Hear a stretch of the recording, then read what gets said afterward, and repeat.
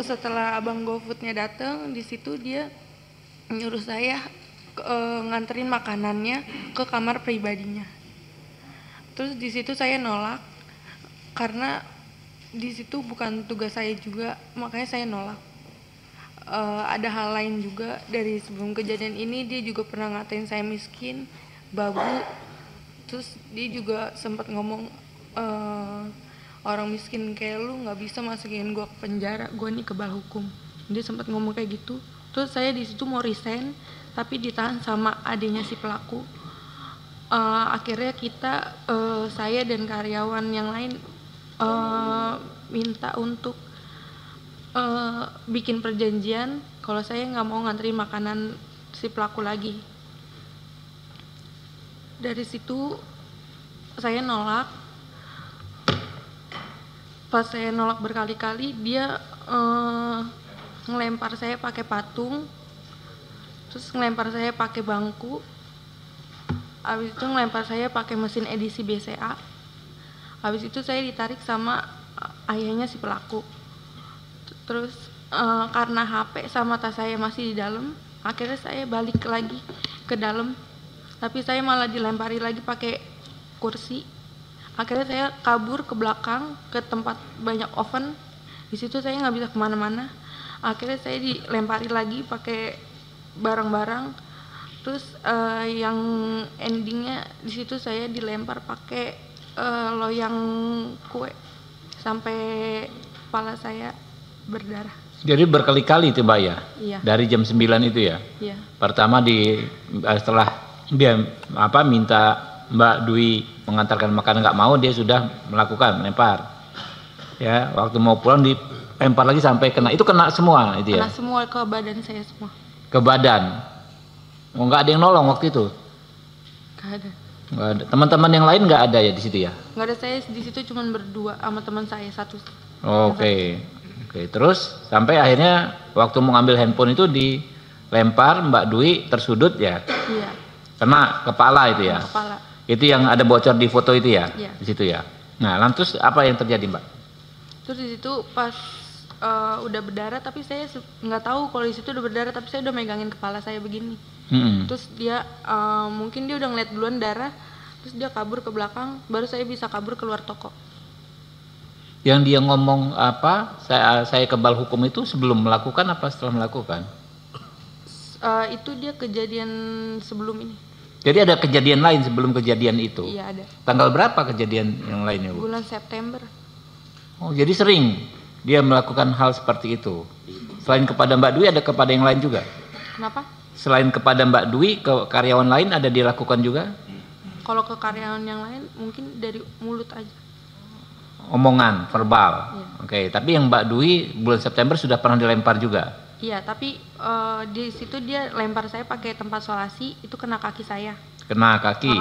Oke. Kalau terus dia juga lempar saya pakai meja, tapi nggak kena. Nggak kena. Nah, makanya dia ngomong karena merujuk ke kejadian sebelumnya bahwa dia kebal hukum. Iya. Oke. Sampai setelah berdarah, Mbak dibawa ke rumah sakit gitu? Ke klinik. Ke klinik penggilingan situ? Iya. Oke, lanjut. Habis kejadian itu langsung lapor ke Polsek Cakung. Ke Polsek Cakung. Rawamangun dulu. Rawamangun. Iya, tapi di situ emang nggak bisa nanganin karena. Oke, kejadiannya di Cakung. Akhirnya dirujuk ke Cakung, yang di Cakung juga nggak bisa nanganin juga. Kenapa yang Rawamangun menolak? Apa alasannya waktu itu? Mungkin TKP-nya. TKP. Oke. Akhirnya saya disuruh ke Polres Jatinegara, Jakarta Timur. Ke Polres Jakarta Timur di Jatinegara. Iya. Itu hari itu juga, hari yang sama? Itu juga. Jadi hari itu Mbak bolak-balik ke 3 kantor polisi? Iya. Diantar siapa? Teman-teman sama keluarga. Oke.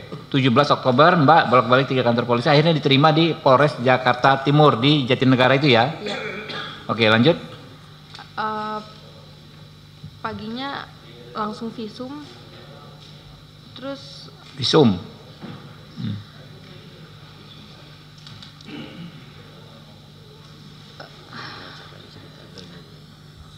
Ada cerita juga yang tentang pengacaranya. Saya sempat dikirimin pengacara dari pihak pelaku. Tapi awalnya saya nggak tahu kalau itu dari pihak pelaku. Dia ngakunya dari LBH, utusan dari Polda. LBH utusan dari Polda? Iya, dia ngakunya. LBH apa? Disebutin aja mungkin. Kurang tahu. Dia ngomong itu aja. Oke, ngakunya dari LBH ya, tapi Mbak belakangan tahu itu dari pelaku. Gitu.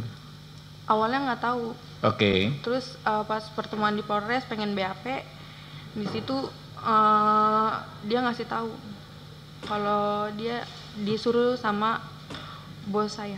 Siapa namanya? Apsya. Nama pengacaranya? Nama pengacaranya? Enggak. Pengacaranya siapa namanya? Bosnya siapa namanya? Pengacaranya saya nggak tahu namanya. Iya, nama bos Anda siapa? Linda. Oh, Bu Linda ya. Nah, makanya namanya itu Linda apa ya? Linda. Oke, lanjut. Terus akhirnya mama saya ganti pengacara. Di situ pengacara yang keduanya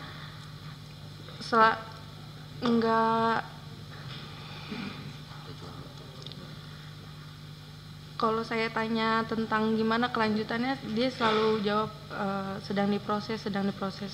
Ke si pengacara itu yang dikirim si itu, atau pengacara Yang kedua, lain yang berikutnya? kedua. Pengacara kedua. Iya. Sama juga dari Polda juga ngakunya, bukan? Bukan. Oke. Di situ dia setiap ada info selalu ke rumah dan minta duit. Mama saya sampai jual motor. Jual motor? Iya. Motor satu-satunya. Ya Allah.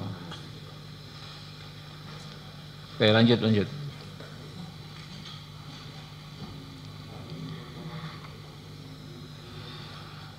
Lanjut, santai aja. Abis jual motor itu saya tanya-tanyain, itu udah nggak ada nggak bisa dihubungin lagi.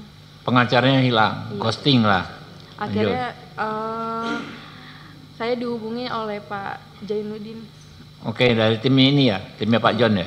Iya. Oke. Saya juga dikasih bantuan oleh Bang John kerja di perusahaan High Five. Sama saya juga kuliahkan di universitas terbaik di Jakarta. Sampai lulus. Alhamdulillah. Ditolong ya. Jadi selanjutnya didampingi tim lawyernya dari Pak John ya nih ya. Iya. Iya, betul. Oke. Sampai akhirnya kemarin ditangkap, coba cerita terus. Dilanjutkan. Mungkin tim advokasinya bisa ini.